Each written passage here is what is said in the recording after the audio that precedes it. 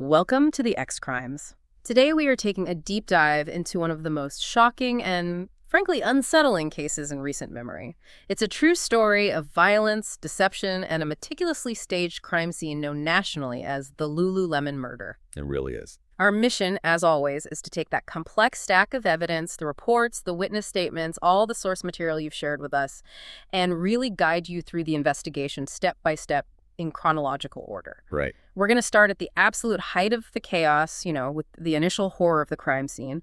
And from there, we'll trace every decision, every forensic clue, until the truth finally comes to light. And that truth was buried under an almost unbelievable mountain of staging and elaborate deception. And that truth begins not in some dark alley or a remote location, but on the morning of Saturday, March 12, 2011. The setting is a Lululemon Athletica store on Bethesda Row in Bethesda, Maryland. Now, for anyone who doesn't know, this is a very affluent, well-educated, and generally low-crime suburb right outside of Washington, D.C. So a very safe area. Extremely. This particular Lululemon was known for its upscale clientele and, its whole atmosphere of health and positivity. But the initial events suggested something horrifying. A completely inexplicable and utterly random act of violence against two young women. Just two employees closing up their shift. Exactly. And before we get any deeper, we do want to remind you that while we keep things crisp and comprehensive here in the deep dive, the full case with video footage, real visual material is available for you. All you have to do is subscribe to the X Crimes YouTube channel. So if you want to see the crime scene photos and really follow the visual journey of this story, you can find the full case there. It's definitely worth seeing to grasp the full picture. So let's set the scene for that Saturday morning. We know two women were involved in the crime that happened the night before. 30-year-old Jana Murray, a highly ambitious graduate student, and 28-year-old Brittany Norwood, who was an aspiring personal trainer. And for the police walking into this scene, they saw two victims of a completely senseless attack. The contrast between that store's, serene, upscale, almost namaste branding, and the sheer calculated brutality discovered inside, that's really the unsettling foundation of this entire case. The discovery begins precisely at 7:48 a.m. on March 12th. The store manager, a woman named Rachel, arrives to open up.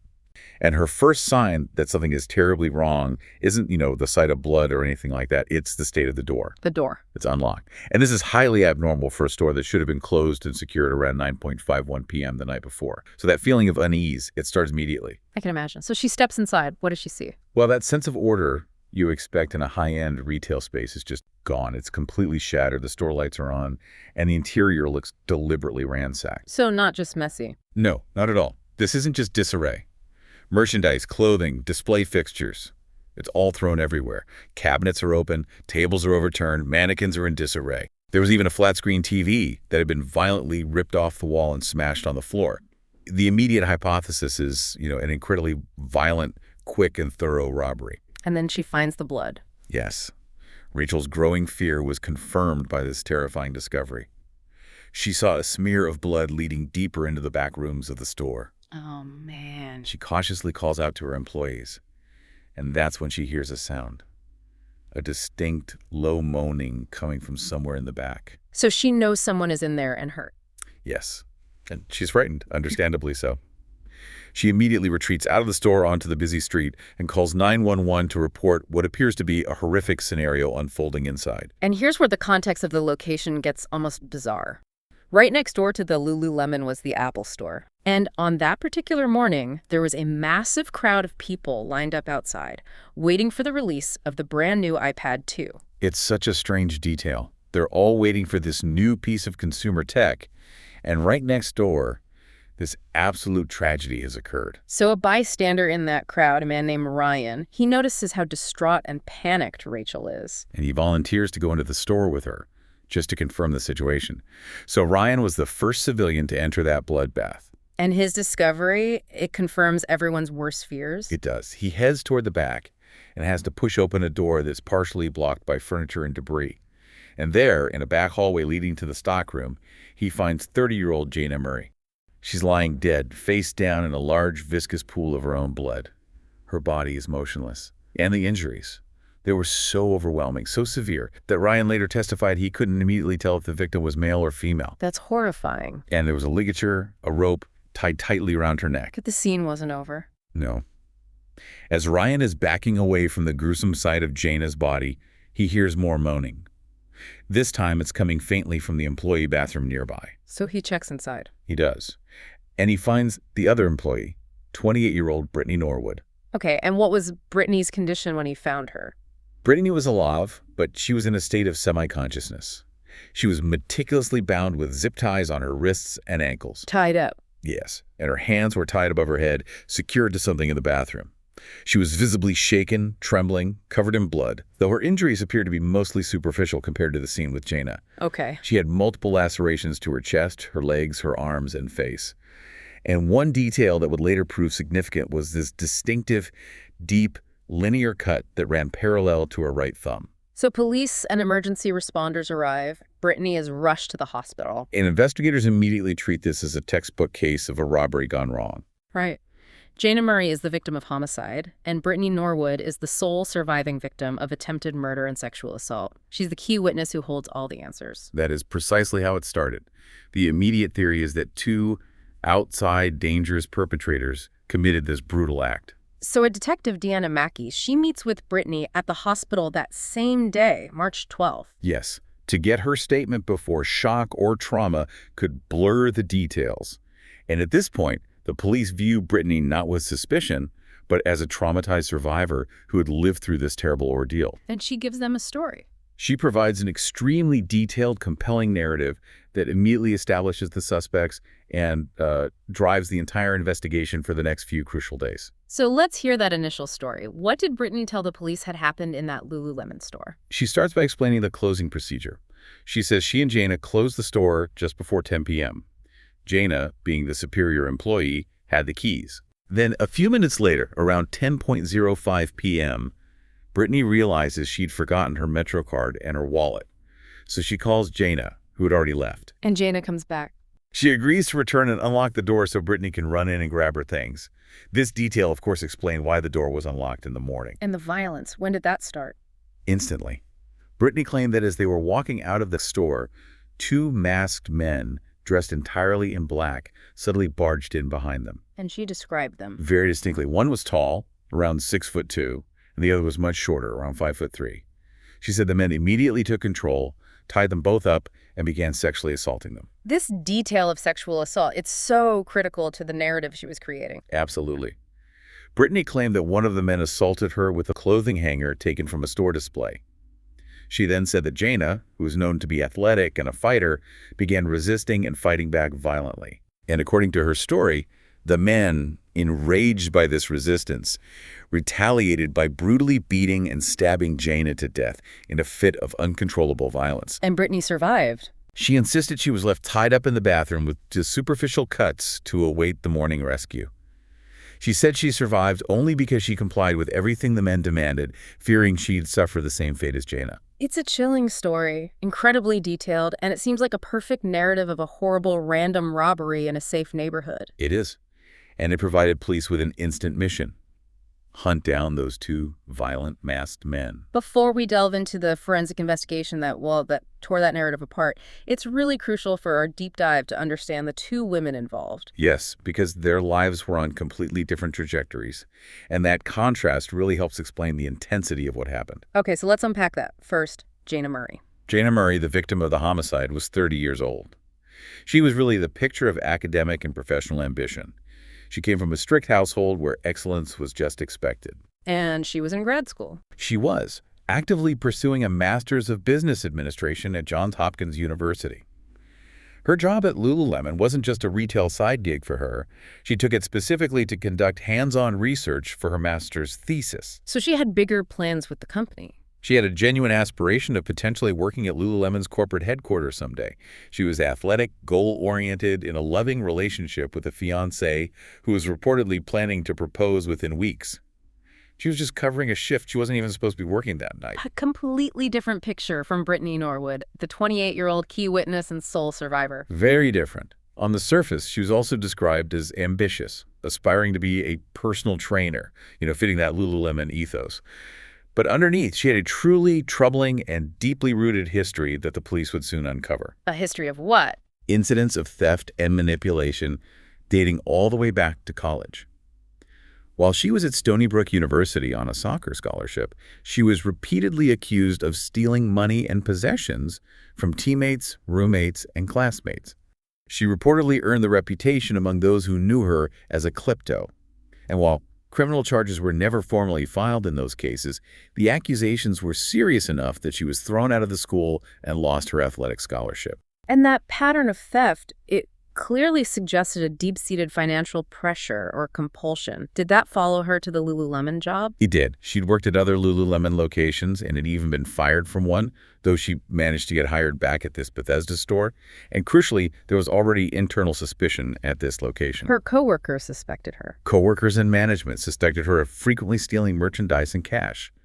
The manager was so concerned that she was actively thinking about installing hidden surveillance cameras specifically to catch Brittany in the act. That's a huge red flag.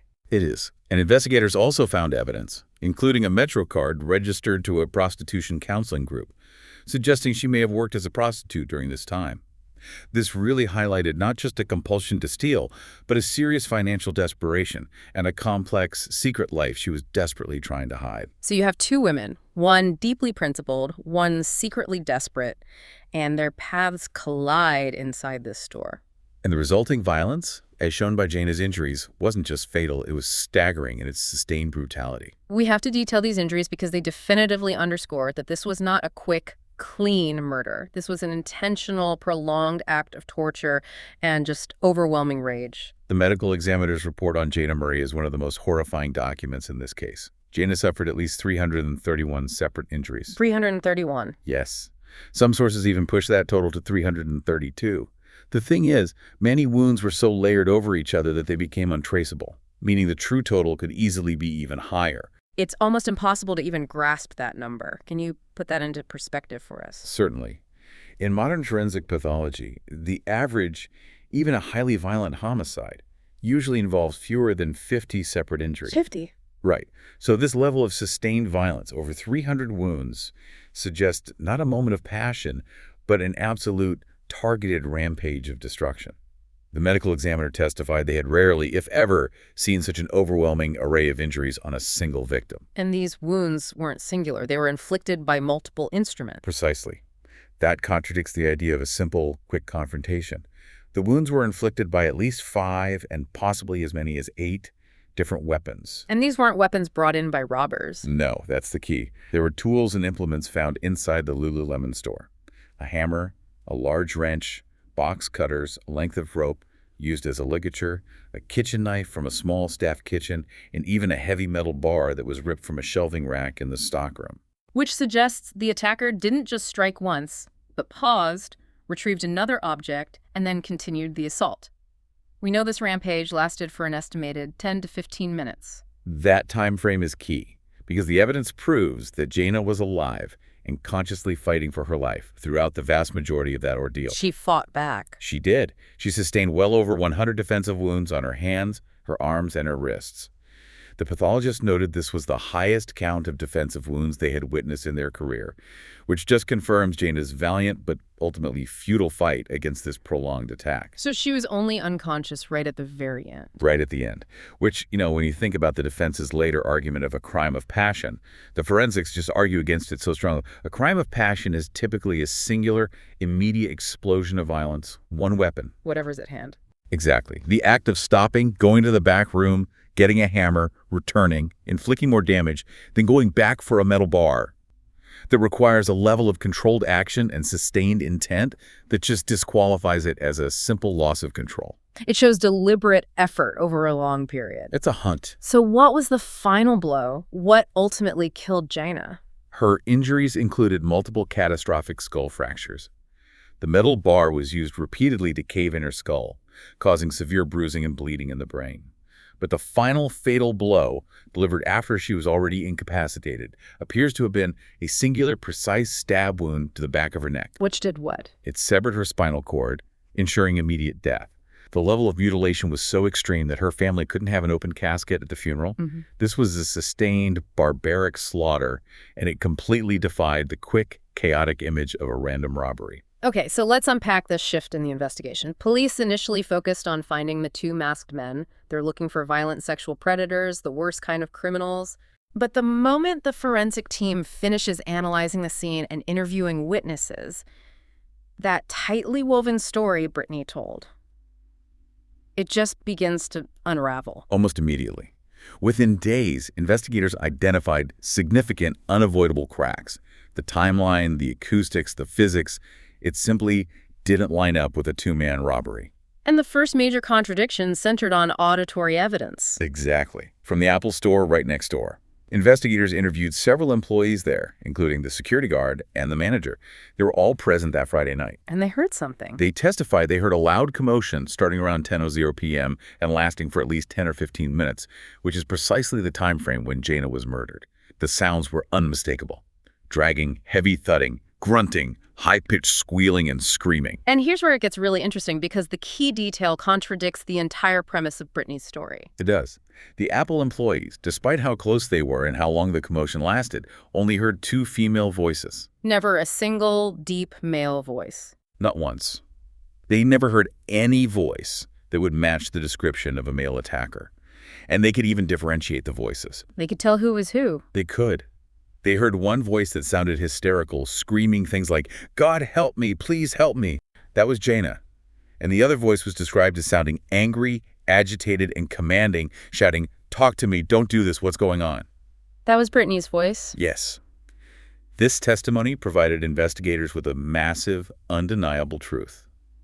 Only two people were actively participating in that violent exchange. The irony is just so thick here. The employees next door, they dismiss these sounds as store drama, so they don't call 911. Right, which could have saved her life. But their recollection of only two female voices provides the first massive hole in this whole masked men story. It does. And the police realized if two robbers were fighting for 15 minutes, they would have made noise. They would have shouted orders. The complete silence of the supposed 6'2" and 5'3" male attackers was just deafening. Which leads directly to the second contradiction, the one involving the footprints. Yes. If two large male robbers committed this violent act, their prints should have been everywhere, especially leading out of the store. But they weren't. Investigators meticulously mapped the bloody tracks. They found only two distinct sets of prints. Those from Jana's small shoes, which were covered in her own blood, and then a larger pair of men's size 14 Reebok sneakers. Size 14. Yes. And forensics made three critical observations. First, the size 14 footprints were everywhere, upstairs, downstairs, in storage rooms, but they never exited the store. They never left. What about the other 2 points? Second, the shoes themselves were later found on the premises. They were property of the store, display shoes for customers. And third, the tracks were methodical, almost purposeful, not frantic or haphazard like you'd expect from two fleeing murderers. So the evidence suggested one person put on the shoes, walked around tracking Jana's blood everywhere to stage a scene, and then just took the shoes off and left them inside. That's what it looked like. And that is highly inconsistent with two external robbers fleeing the scene. The third point of contention was the obvious disparity in the injuries and assault, especially the sexual assault claim. Right. As we said, Jana's injuries were catastrophic. Brittany's injuries, while bloody, were relatively minor and superficial. They were linear, parallel wounds. Which are often described as hesitation marks. Or classic signs of self-inflicted wounds, yes. Self-mutilation. And why do forensics distinguish those kinds of wounds as self-inflicted? It's about control and consistency. When a real attacker strikes, they do so erratically, with maximum force. The wounds are deep, random. But self-inflicted wounds, especially on the arms or chest, tend to be shallow, consistent in depth, and run parallel because the person is in control and instinctively avoids causing fatal damage. So her injuries suggested deliberate, controlled self-harm just to create the appearance of a struggle. Exactly. And then there was the sexual assault claim, which painted the attackers as the worst kind of villains. A sexual assault examination was performed on both women. It found no evidence of sexual assault at all. No injuries, no trauma. The entire sexual assault element was just fabricated. And what about the cuts on the pants? Brittany claimed the attackers cut her pants with a hanger. But forensic experts determined the cuts on Jana's pants in the crotch area were actually made post-mortem after she was already dead, just to stage the crime. And wasn't there something about the blood on Brittany's face? Yes, the blood from a small cut on her forehead had dried and dripped straight down. This suggested she was upright, standing or walking, for a large portion of the night, not lying semi-conscious and zip-tied in the bathroom as she claimed. Which means she was active and moving for hours after the murder. The fourth major contradiction was about the weapons in preparation. Again, why would robbers not bring their own tools? It made no sense. Every single weapon used in the attack, the hammer, the wrench, the box cutters, the metal bar, was found to be property of the Lululemon store, taken from an internal toolbox or a shelving unit. Which is so inconsistent with an external robbery. It strongly suggests the attacker was unarmed upon entry, and crucially, that the attacker had intimate knowledge of the store layout.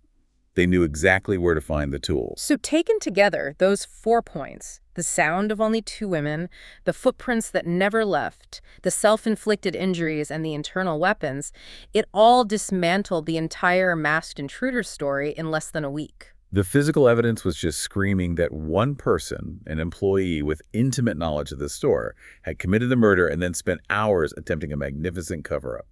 So the investigative focus shifts. It goes from hunting 2 fake men to looking at the sequence of events right before the store closed that night. And this is where the simple, profound motive, which Brittany tried so desperately to conceal, finally emerges. And the true initial conflict involved Lululemon's strict protocol, the mandatory employee bag check. Exactly. On the evening of March 11th, during that routine end-of-shift bag check, Jaina, who was performing the security check, found an unpaid, high-end pair of Lululemon yoga pants concealed in Brittany's bag. She was caught red-handed. She was. And Jaina immediately contacted their manager to report the theft. This detail is the absolute pivot point. Brittany had already lost a college scholarship over being labeled a klepto. Facing a new, career-ending theft allegation in a job she desperately needed was just too much. It was the catalyst for murder. Jaina called the manager to report it, but the manager, perhaps being lenient, decided to wait and deal with the disciplinary action, which would have been immediate firing, the next morning. And that delay was fatal. It was. Brittany realized she had to silence Jaina before the manager came in, so she called Jaina back to the store, using that fabricated excuse about her forgotten wallet. Jaina, trusting her colleague, comes back. And Brittany knew the theft had been reported. She lured her back. She murdered her in a sustained rage. But that left a huge piece of evidence just sitting outside. Jaina's car. It was parked conspicuously, illegally, right outside the front door. Brittany realized almost immediately after the murder that the car was a massive red flag. It would draw attention. From the manager who lived across the street, from police patrols, anyone. So she had to move it. And investigators found Jaina's car 3 blocks away, parked behind a farmer's market. And critically, they discovered blood inside the car. A mix of both Jaina's and Brittany's DNA. When she was first questioned, Brittany denied ever moving the car. Completely denied it. But days later, under mounting pressure and knowing the police would get those irrefutable forensic results, she changed her story. She admitted to moving the vehicle. But she still tried to fit this confession into the masked men narrative, didn't she? She did. She claimed the masked men forced her to leave the crime scene alone, drive the car to that remote lot, and threatened to kill her if she didn't return within 10 minutes. And this was the moment the police knew they were dealing with a pathological liar. It was just so utterly implausible. First, why would 2 armed attackers trust their sole surviving victim to leave the crime scene alone and then come back? It defies all logic. And she also claims she saw a police car. Yes. While she was moving the car, she claimed she saw a marked police patrol vehicle drive by, but she was too scared to flag him down for help. This just defied all natural instincts of self-preservation. So police concluded she was out of the store for a while, planning. They believe she had about an hour-and-a-half window, likely parked in Jaina's car, contemplating her escape and devising this elaborate staging plan. So let's detail that final staging. This took place over about 10 hours before Rachel arrived the next morning. This is the calculated part, the pivot from pure rage to cunning deception. Her primary goal was to fabricate the narrative of a violent robbery and sexual assault by 2 male attackers. So first, she said about creating her own wounds. The self-mutilation. She inflicted those superficial linear cuts on her chest, arms, and legs with a box cutter, taking extreme care not to cause fatal injury. She also cut her own Lululemon pants in the crotch area to simulate the sexual violence she claimed she suffered. She manufactured the physical evidence of her own victimization. She did. Next, she had to stage the robbery. She opened the safe, removed 3 bags of cash, and 3 merchandise everywhere to create a financial motive for these imaginary robbers. And then came the most calculated step. She put on the men's size 14 Reebok display sneakers, the shoes that didn't belong to either of them, and she walked around the store, tracking Jana's blood everywhere. She created the illusion of a large male intruder. That is an incredible act of calculation. She actively used her dead colleague's blood to implicate a fictitious killer, literally walking in his shoes. It's chilling. She then retrieved paper towels, soaked them in Jana's blood from the pool in the hallway, and smeared that blood on her own body and on the bathroom floor. This was to make the blood appear to be hers and mask the self-inflicted nature of her cuts. And then finally, she had to bind herself. She first tied her ankles with zip ties. For her hands, forensic experts concluded she used her teeth to pull the zip ties tight around her wrists, securing them above her head to a pipe in the bathroom stall. And then she just waited. She positioned herself, semi-conscious, waiting for the morning manager to arrive and begin her performance as the traumatized victim. It was a 10-hour exercise in calculated deception. So the police, armed with this overwhelming forensic reality, they know exactly what happened. They bring Brittany back in for questioning. And the confrontation wasn't about getting a confession of murder. It was about forcing her to acknowledge the forensic facts and explain why it started. They detailed everything, piece by piece. The Apple employees who only heard 2 female voices, the footprints that never left the store, the weapons from the toolbox, the lack of sexual assault evidence, the self-inflicted wounds. They didn't need a confession, but they needed to break her psychological shield. They approached it psychologically. One investigator suggested, maybe she was just a nice person who panicked after a fight got out of hand. Appealing to her humanity. And the grief of Jana's family. And then they brought in a family member, her brother, to talk to her. And facing her brother, facing the mountain of evidence, the gravity of it all became clear. It did. The pressure finally broke her. She didn't give a full, cohesive confession, but she began to break down, saying, I am sorry. I do not know what to say. I did not know what to do. It happened. I do not know what to do. And that partial admission was enough. Combined with the irrefutable forensics, yes. Should I ask you? Did you? I want to talk about it here. I I just want to go. Wait, hold on. Listen. I don't know if they're going to let you go. You need to tell me right now. Did you do it? Chrissy, I just want to go. Brittany, I'm not going to fucking let you out. But you need to tell me so I know how to talk to these guys. Because if you did, we have to get you a lawyer to defend you. And it's going to be a fucking media shitstorm. So you need to tell me right now if you did. I just don't want to talk about it here. But I will tell you everything. Okay, listen. You're not going to let us go. Okay, just nod your head if you did. Please tell me. What'd you Stop letting say? me be disappointed in me like everyone else. No one's disappointed in you. Brittany, we're your family. No matter what, we're going to be here for you. Okay? Because everything that you just told me, and I didn't look like I was convinced, but that is really fucking convincing. Okay? So you're going to just tell me so I can at least try to get you out of here. Because this is going to get a hell of a lot fucking worse. I'm sorry. Don't apologize. Just tell me. I'm going to ruin our whole family. You're not going to run it. Okay, I'll take that as a yes. Why? I don't know how it happened. Was it a shoplifting thing? Hmm? Was it shoplifting? Were you trying to steal? No. Then why did you fight this girl? If you tell me, I can think quick on my feet, and I can help deflect these guys. But I need information before I can do that. I just really can't hear his scripts. I looked around for listening devices. There's nothing in those rooms. Even if they did record this, there's nothing they could use it for. 1 week after the murder, on March 18, 2011, Brittany Norwood was arrested and charged with first-degree murder. The shock to the community, and especially to Jana's family, must have been profound. It was. They learned of the arrest while they were actively preparing for Jana's funeral visitation. They'd expressed so much sympathy for Brittany, the woman they genuinely thought was their daughter's co-victim. Only to discover she was the perpetrator. The cold-blooded perpetrator who spent hours covering up the crime. The trial began in the fall of 2011, and Brittany's defense team, they realized the forensic evidence was just impossible to defeat. So they made a strategic decision to concede that she killed Gina. But they argued for second-degree murder, claiming she lost it in a momentary crime of passion and that the killing wasn't premeditated. How did they argue that? It was a very unusual legal move.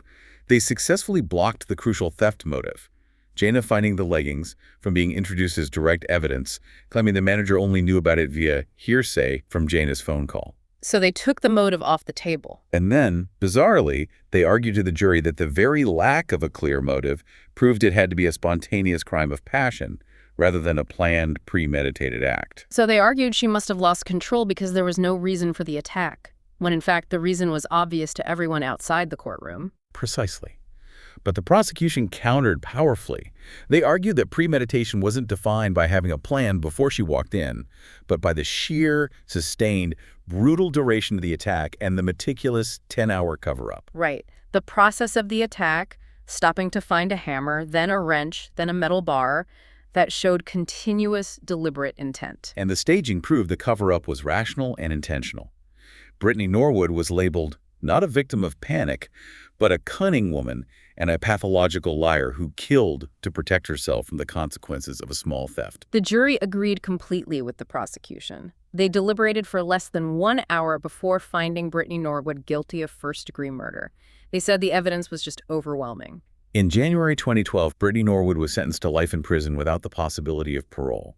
And the judge did not mince words, explicitly calling her one hell of a liar, ma'am. He highlighted that she had the opportunity to stop after every single blow, yet she just continued the attack until Gina was dead. And then embarked on that cynical, protracted campaign to evade responsibility. The case is just a frightening testament to how small crimes, like shoplifting, can escalate to unimaginable violence when someone is desperate to conceal the truth. She killed a colleague to prevent the revelation of her own deceit. So in summary, what we learned from this deep dive is that devastating disparity between the initial story of violent robbery by masked intruders and the actual crime. A brutal murder by a coworker, followed by a remarkably calculated attempt to stage the scene and frame two fictitious men. The sheer volume of forensic evidence was what exposed the lie. From the two female voices heard next door to the self-inflicted wounds and the shoes that never left the property, yes. You know, what stands out to me most, even after all the forensics, is that unsettling detail about the Apple employees next door. They heard screaming, "Please for help! God help me! Please help me!" for at least 10 minutes. And they interpreted it as simple store drama. They just failed to call 911. That failure to act based on a misinterpretation is such a painful detail of this tragedy. So, our final provocative thought is this. How often does the fear of involvement or the simple misinterpretation of chaos as drama, a failure of imagination about how bad things can truly get, lead to inaction with tragic or even fatal consequences in our daily lives? Thank you for joining us for this deep dive. Goodbye. Goodbye.